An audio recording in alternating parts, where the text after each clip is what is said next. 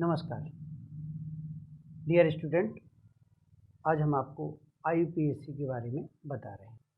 IUPAC कक्षा 11 में है, एग्रीकल्चर 12 में है और कक्षा 12 में है।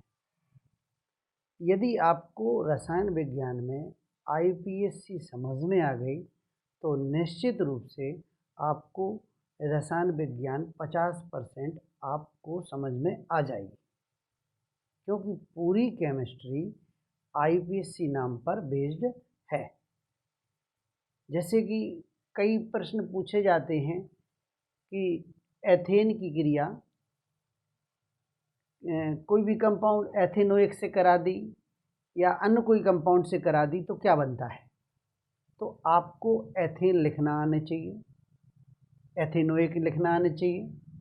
तो एथेन, एथेनोइक, मैथेनोइक, अन्य जितने भी जो नाम हैं IUPAC ये आपको लिखना आना चाहिए, तो आप रसायन विज्ञान आराम से कर ले जाएंगे। तो हम देखते हैं, IUPAC से शुरुआत करते हैं। ये है IUPAC।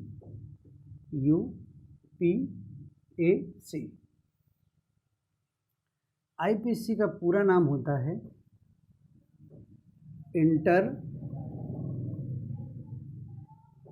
इंटरनेशनल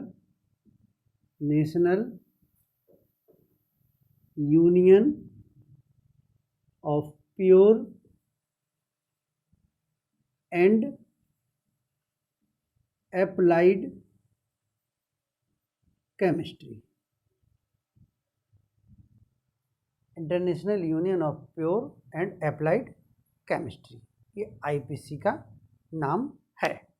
ठीक, अब बात आती है कि जो IUPAC नियम के अनुसार किसी भी कार्बनिक पदार्थ के IUPAC नाम को निम्नलिखित 4 भागों में बांटा गया है। ये आपका ऑर्गेनिक कंपाउंड है, ये ऑर्गेनिक कंपाउंड है। तो इसका जो पहला पार्ट है वो शब्द मूल, जिसको अंग्रेजी में वर्ड रूट कहते हैं। शब्द मूल अंग्रेजी में कहते हैं word root, WORD, word root. दूसरा है आपका पूर्व लग्नक, जिसको प्रीफिक्स कहते हैं, PRE, प्रीफिक्स, ये पूर्व लग्नक कहलाता है। तीसरा है आपका ये प्राथमिक सफिक्स कहलाता, PRI, प्राइमरी सफिक्स। और फोर्थ नंबर है सेकेंडरी सफिक्स। ये जो है कार्बनिक जो कंपाउंड है उसके ये 4 पार्ट हैं। अब बात आती है कि जो शब्द मूल होता है, वर्ड रूट होता है, ये क्या प्रदर्शित करता है। तो ये वर्ड रूट होता है, ये मूल हाइड्रोकार्बन में कार्बन परमाणुओं की संख्या बताता है। मूल हाइड्रोकार्बन में कार्बन परमाणुओं की संख्या, कार्बन परमाणुओं की संख्या को ये प्रदर्शित करता है शब्द मूल। ठीक है। दूसरी बात आती है कि जो पूर्व लग्नक होता है, इसके अंदर ये क्या क्या प्रदर्शित करते हैं। एक तो पार्श्व श्रृंखलाएं, ठीक, पार्श्व श्रृंखलाएं, साइड चेन प्रदर्शित करते हैं, और प्रतिस्थापक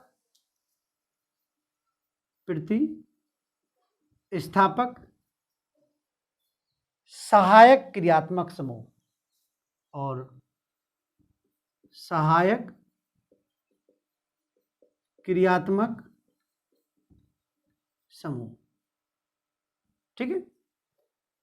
प्राथमिक जो अनुलग्नक होता है, ये मूल हाइड्रोकार्बन की प्रकृति दर्शाता है। मूल हाइड्रोकार्बन की प्रकृति उसको प्रदर्शित करता है। ये जो द्वितीयक अनुलग्नक होता है ये वार्यतम क्रियात्मक समूह प्रदर्शित करता है।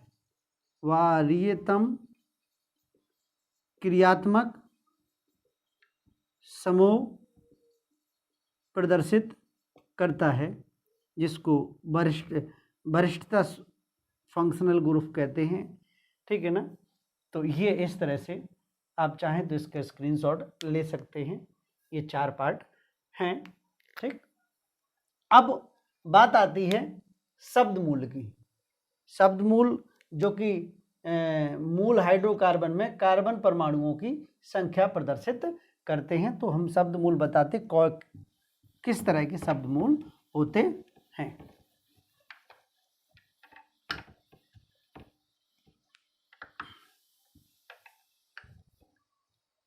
जैसे हमने देखा ये है शब्द मूल। शब्द मूल वर्ड रूट। ठीक। ये जो है हाइड्रोकार्बन में कार्बन की संख्या को प्रदर्शित करते हैं। तो यहाँ पर हम देखते हैं कार्बन परमाणु की संख्या इस तरह से बना लेते हैं। कार्बन परमाणुओं की संख्या और ये जो है आपका शब्द मूल हो जाएगा। शब्द मूल। ठीक। यदि कार्बन की संख्या n बराबर 1 है, कार्बन परमाणुओं की संख्या n बराबर 1 है, तो इसको अपन जो वर्ड रूट होगा, वर्ड रूट जो होगा वो मैथ होगा। मैथ वर्ड रूट होगा, क्या होगा?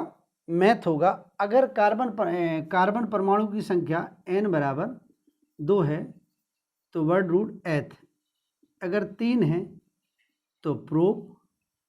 n बराबर 4 है तो ब्यूट।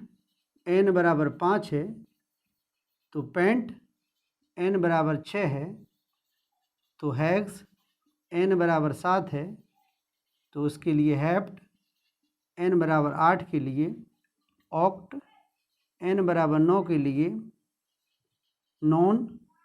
n बराबर 10 के लिए डेक। ये अगर जो कार्बन की वैल्यू 10 है तो उसके लिए डेक हो जाता है। और 11 के लिए आपका जो है अनडेक हो जाता है। अनडेक। n बराबर 12 के लिए डोडेक। 12 के लिए डोडेक। n बराबर 13 के लिए ट्राइडेक। ट्राइडेक। n बराबर 14 के लिए टेट्राडेक। टेट्राडेक। n बराबर 15 के लिए पेंटाडेक। इस तरह से शब्द मूल का हम लिखते हैं। तो ये तो हुई शब्द मूल की बात, जो कि मूल हाइड्रोकार्बन में कार्बन परमाणु की संख्या बताता है। ठीक। जैसे जैसे किसी का नाम लिखना है और उसमें एक कार्बन है,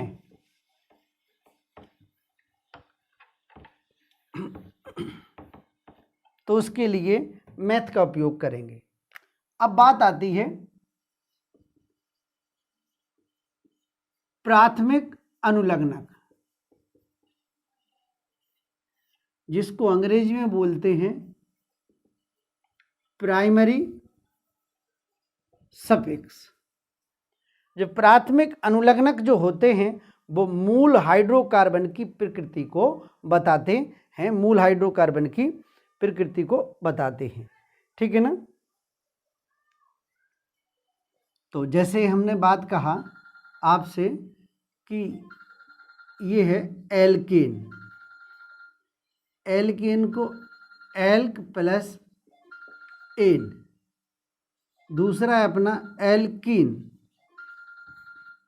एल्क प्लस इन, तीसरा है अपना एल्काइन, एल्क प्लस आयन। तो जब हम प्राथमिक अनुलग्नक की बात करते हैं तो इसमें देखें आप, ये एन, ये इन, ये आयन। अब इसका जब हम नाम लिखते हैं तो नाम लिखते समय जैसे हमने ये कहा कि CH4, तो इसमें ये चीज़ दिख रही है अब कि इसमें कार्बन एक है, कार्बन क्या है, एक है। अगर हम इसका स्ट्रक्चर फॉर्मूला बनाएं तो ये इस तरह से बनता है, ठीक है ना, ठीक। और ये C2H6, इसका स्ट्रक्चर फॉर्मूला बनाए तो ये बनता है,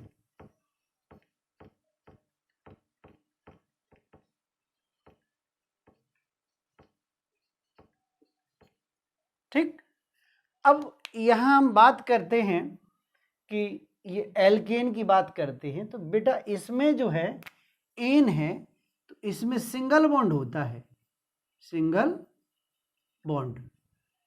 इन में double bond, DOUBA, double bond होता है, ठीक है। इसमें जो आयन होता है इसमें ट्रिपल बॉन्ड होता है, ट्रिपल बॉन्ड, ठीक है। सिंगल बॉन्ड, डबल बॉन्ड, ये सिंगल बॉन्ड इस तरह से, ये डबल बॉन्ड और ये ट्रिपल बॉन्ड। अब इसमें देखें आप, इसमें CH4 में इसमें सभी बॉन्ड जो है सिंगल हैं, तो इसका जब हम नाम लिखेंगे तो ये मैथ लिख दिया हमने, ठीक है। और इसमें सिंगल बॉन्ड है तो यहाँ से हमने आपका जो है ये यहाँ से ये एन लिखा प्लस एन, अगर हमने इसको मिला दिया तो इसका नाम हो गया मैथेन। अब देखें आप, इसमें भी सब सिंगल बॉन्ड हैं, ये देखो आप सारे सिंगल बॉन्ड हैं। तो अब इसमें कितने कार्बन हैं, 2, वर्ड रूट 2 कार्बन का क्या होता है, एथ, तो इसको अपन क्या लिखेंगे, एथ प्लस सिंगल बॉन्ड के लिए अनुलग्नक क्या है, एन, तो ये हो जाएगा एथेन। अब मान लो, तो ये लिखने के तरीका है, अगर इसको हम जो है इस वाली चीज को, ये C2H6 है, इसकी जगह हम ये कर दें C2H4 कर दें, तो इसका स्ट्रक्चर जब फॉर्मूला बनेगा तो ये इस तरह से बनेगा।